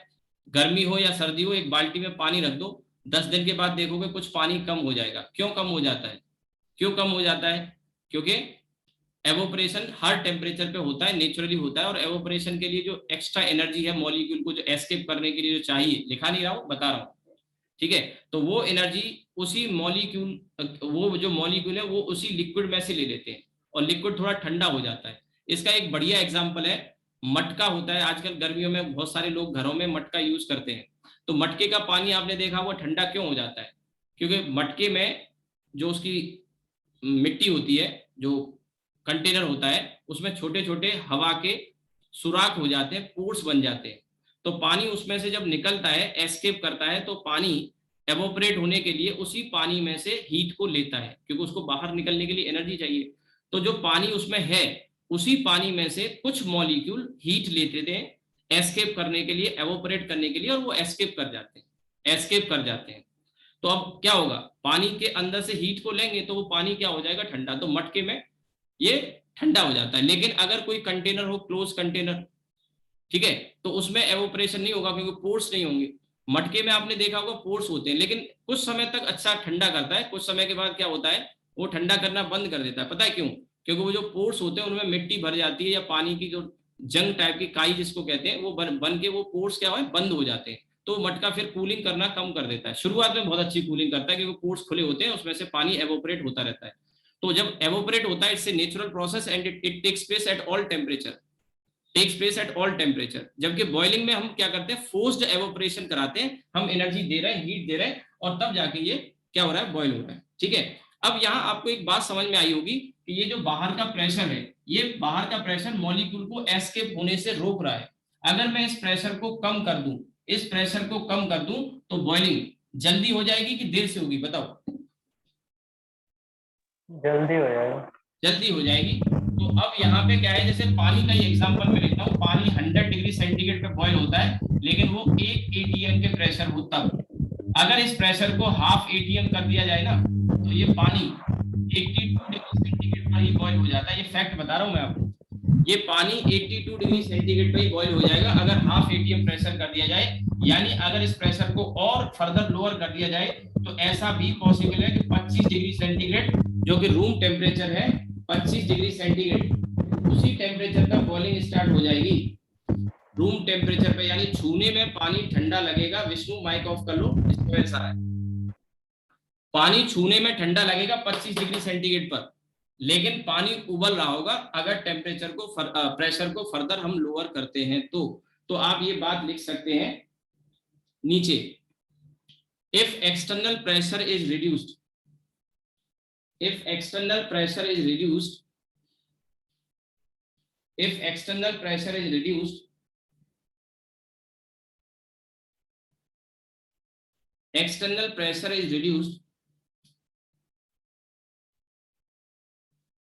boiling point decreases.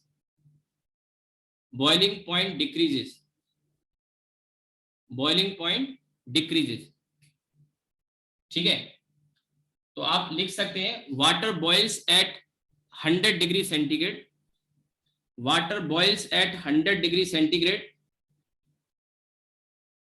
Water boils at 100 degree centigrade at pressure of 1 atm, at pressure of 1 atm,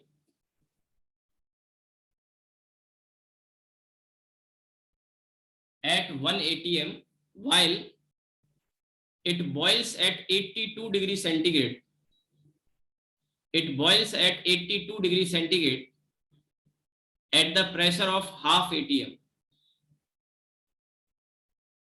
boils at 82 degree centigrade at the pressure of half atm. अब देखिए, मैं इसका एक और एग्जांपल आपको दूंगा। जैसे आप अभी प्लेन एरिया में रहते हैं, यहाँ आगरा हम पढ़ रहे हैं, आगरा से, तो यहाँ जो प्रेशर होगा, और हिल एरिया में मान लीजिए कोई आपका फ्रेंड शिमला में रहता है, ठीक है, तो वो हाइट पे, तो वहाँ प्रेशर कम होता है as compare to plain area. तो प्लेन एरिया में प्रेशर ज्यादा होगा, तो यहाँ अगर आप पानी को उबालोगे तो वो हाई टेम्परेचर पर बॉयल करेगा। लेकिन वही पानी अगर किसी हाइट वाली जगह पर, या मान लीजिए कहीं लद्दाख वगैरह में है, तो वहां पानी प्रेशर कम होता है, तो पानी जल्दी उबल आएगा। तो ऐसे सिचुएशन में अगर हम खाना पकाते हैं, तो पहाड़ी इलाके जो होते हैं वहां खाना देर से पकता है, क्योंकि लो टेम्परेचर पे उबाल आ जाता है, लो टेम्परेचर पे। तो खाने को पकने के लिए तो जितनी एनर्जी चाहिए वो चाहिए। तो वहां टाइम ज्यादा लगेगा खाने को पकने में as compare to plain area. यहाँ पे अगर हम खाने को उबालेंगे, मतलब उसको गर्म करेंगे, उबालेंगे, तो 100 डिग्री सेंटीग्रेड पे बॉईल होगा तो जल्दी बन जाएगा। और इसका एक बढ़िया एग्जाम्पल होता है प्रेशर कुकर। प्रेशर कुकर में आपने देखा खाना जल्दी क्यों पक जाता है, क्योंकि उसमें हम क्या करते हैं, वेपर को निकलने नहीं देते, बंद कर देते हैं लिड को। और लिड को अगर हम बंद कर देंगे तो जो वेपर उसमें बन रही है वो अंदर ही रहेंगी, तो प्रेशर बढ़ जाएगा। और प्रेशर बढ़ जाएगा तो खाने बॉइलिंग पॉइंट जो होगा वो बढ़ जाएगा। जो खाना 100 डिग्री पर, पानी जो 100 डिग्री सेंटीग्रेड पे उबल रहा था, दाल पका रहे हैं आप 100 डिग्री सेंटीग्रेड पे, अगर दाल उबलती खुले कंटेनर में, तो प्रेशर कुकर में प्रेशर ज्यादा होता है, गैस को हम निकलने नहीं देते, तो क्या होगा, वहां पर खाना हाई टेम्परेचर पे पकेगा कुकर के अंदर 120 डिग्री सेंटीग्रेड पे या 130 डिग्री सेंटीग्रेड पे। इसलिए क्या होगा, जल्दी पक जाएगा, टाइम कम लगेगा, दाल जल्दी बन जाती है। आपने देखा कुकर आजकल घर में सब यूज करते हैं, तो आपको लॉजिक समझ में आ गया होगा। ठीक है, तो ये मैंने आपको ऐसी जानकारी दे दी है, दिखाने की चीजें नहीं। अब इसमें एक दो चीजें और मैं आपको बता देता हूं, आगे काम आ जाएंगी। चैप्टर आपका खत्म ही है। तो देखो, for mixture of two gases, वैसे तो ये केमिस्ट्री में आपने पढ़ा होगा, पर मैं भी बता देता हूं। अब मिक्सचर का सीपी मिक्स अगर आपको निकालना हो, और N1 CP1, N1 मोल्स है एक गैस के और N2 मोल है दूसरी गैस के, तो मिक्सचर का अगर सीपी निकालना हो तो ये फॉर्मूला है। इसी तरह से मिक्सचर का सीवी निकालना हो, ये कुछ एक्स्ट्रा जानकारी है जो क्वेश्चन में कभी कभी जरूरत पड़े तो आप यूज कर सकते हैं।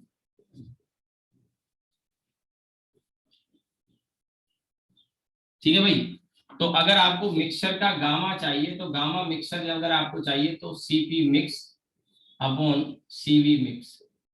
तो यहां से आप लिखेंगे तो N1 CP1 N2 CP2 upon N1 CV1 और N2 CV2 लिख सकते हैं। इसी तरह से मिक्सचर का F मिक्सचर, एक चीज और, गामा मिक्सचर का ये formula N1 gamma 1 N2 gamma 2 upon N1 plus N2।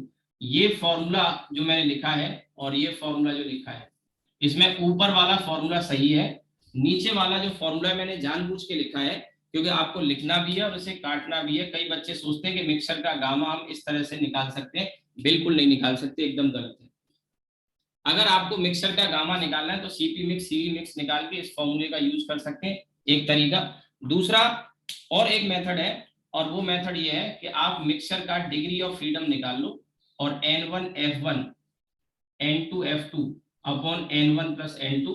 तो यहां से F मिक्सचर जब आ जाए तो गामा मिक्सचर के लिए एक फॉर्मूला मैं पीछे बता चुका हूं, 1 प्लस 2/F मिक्स, ऐसे करके निकाल सकते हैं ये वाला और ये वाला। ये वाला फॉर्मूला गलत होता है, कभी ऐसे लगा मत देना, बताया मैंने इसीलिए और काटा भी इसीलिए। ठीक है, ये थोड़ा सा मैं पीछे कर देता हूँ शायद आपको।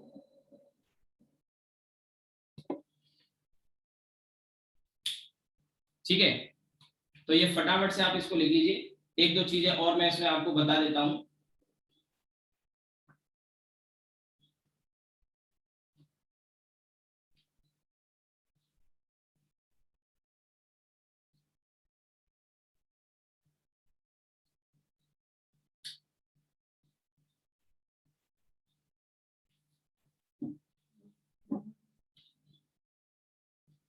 नोट कर लिया हो आप, स्क्रीनशॉट ले लो। अगर नोट नहीं कर पाए, एक दो चीजें बता रहा हूँ, फिर मैं क्लास को ऑफ करूंगा। यहाँ इतनी क्लास अभी मैं लूंगा। अभी मेरा 9 बजे से एक 11th का बैच शुरू हुआ है, 9 बजे से मेरी क्लास है, उसमें यूनिट डायमेंशन शुरू किया। अगर किसी का छूटा हो तो आप कर सकते हैं वहां पे क्लास।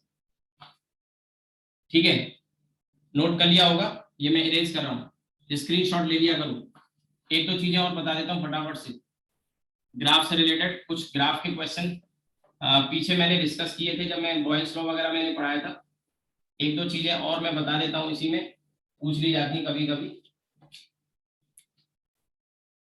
देखो, ये P है और ये V है, एक ये है, एक ये है, एक ये है, ये तीन कर्व है, तीनों के तीनों आइसोथर्मल कर्व है। इसका टेम्परेचर T1, इसका T2 और इसका T3। तो आपसे पूछेगा T1 T2 T3 में क्या रिलेशन है, या रिलेशन नहीं तो बड़ा छोटा कौन सा है, क्या आप बता सकते हैं? T3 बड़ा होगा। देखो सिंपल सा एक लॉजिक मैं बता दूं, जितना आप यहाँ से दूर जाओगे, ऐसे जितना आप दूर जाओगे टेम्परेचर बढ़ता है, हमेशा ध्यान रखना। तो ये P और V में तो रेक्टेंगुलर हाइपरबोला ही है, तो T3 greater than T2 greater than T1। और इसको आप निकाल भी सकते हो, ऐसे करके निकाल सकते हो कि आप एक कांस्टेंट वॉल्यूम ले लो, ये वॉल्यूम फिक्स कर दिया, ये वाली लाइन। अब ये वॉल्यूम तो फिक्स कर दिया, तो यहाँ पे देखिए PV इक्वल्स टू nRT की इक्वेशन से देखो V फिक्स कर दिया, N और R तो फिक्स है, तो P प्रोपोर्शनल टू T कह सकता हूं मैं, V फिक्स कर दिया ना मैंने। तो जिसके करस्पॉन्डिंग प्रेशर ज्यादा होगा उसके करस्पॉन्डिंग टेम्परेचर भी ज्यादा होगा कि नहीं।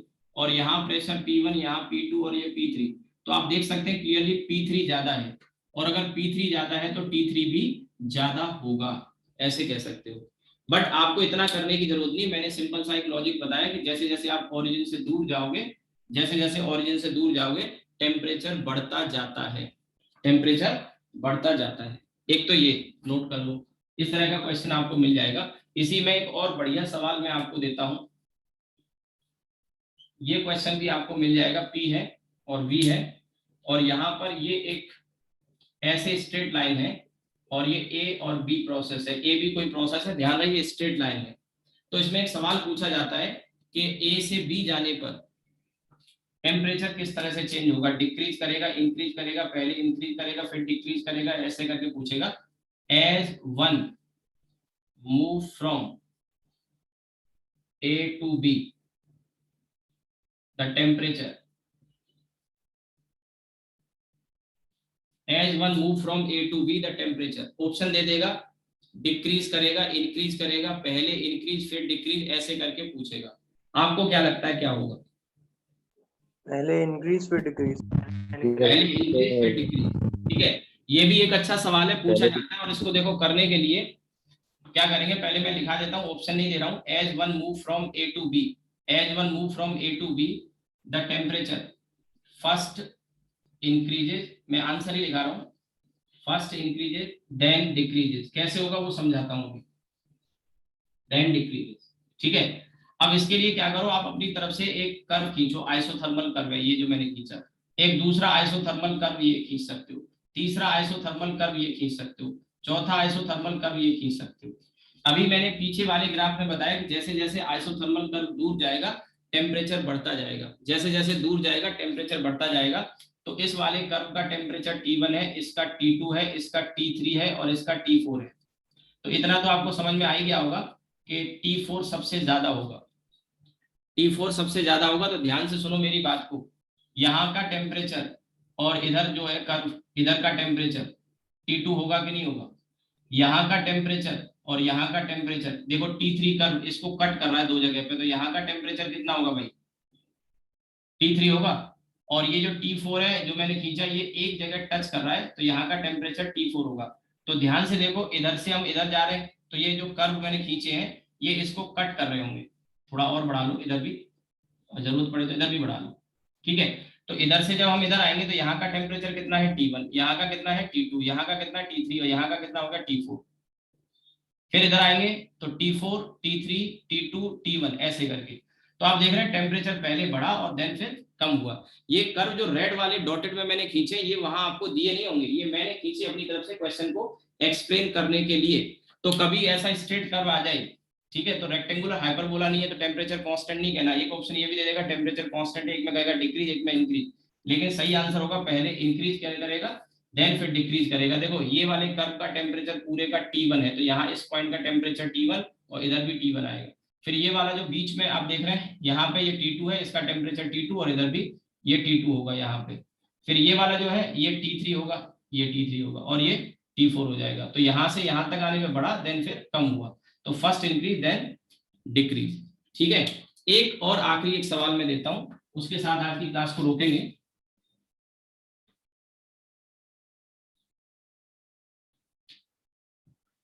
सर।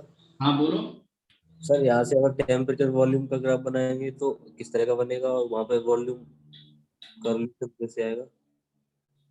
टेम्परेचर वॉल्यूम का, प्रेशर वॉल्यूम का बनाया ये तो मैंने। नहीं सर, अगर बनाया तो टेम्परेचर वॉल्यूम का बनाया तो कहाँ पर? जैसे कि इसमें एक टाइम पे टेम्परेचर मैक्सिमम रहा होगा। तो अगर हम टेम्परेचर और वॉल्यूम का रिलेशन बनाए तो ऐसा भी पॉइंट तो आएगा जहाँ पे वॉल्यूम की कुछ वैल्यू आएगी जहाँ पे टेम्परेचर मैक्सिमम रहा होगा, वो पूछ रहा हूँ मैं।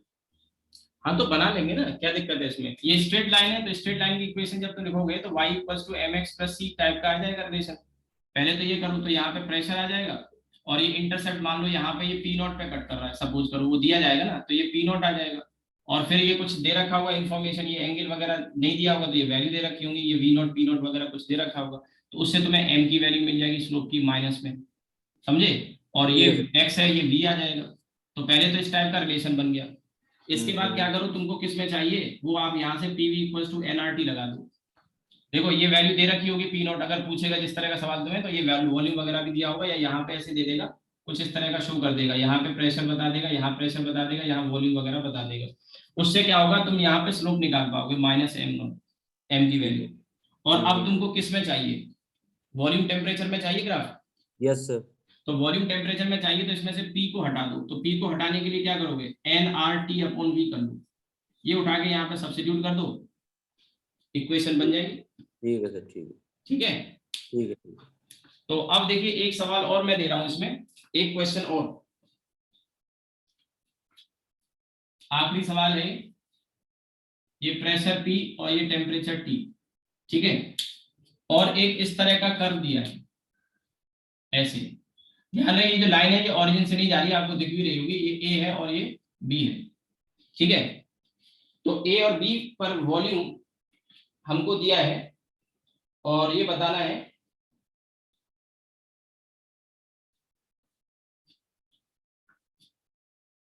if volume at A and B, volume of gas at A and B are VA and VB, then, और यहाँ ऑप्शन है VA और VB बराबर है, दूसरा VA greater than VB है, तीसरा VA less than VB है, और चौथा है none of these।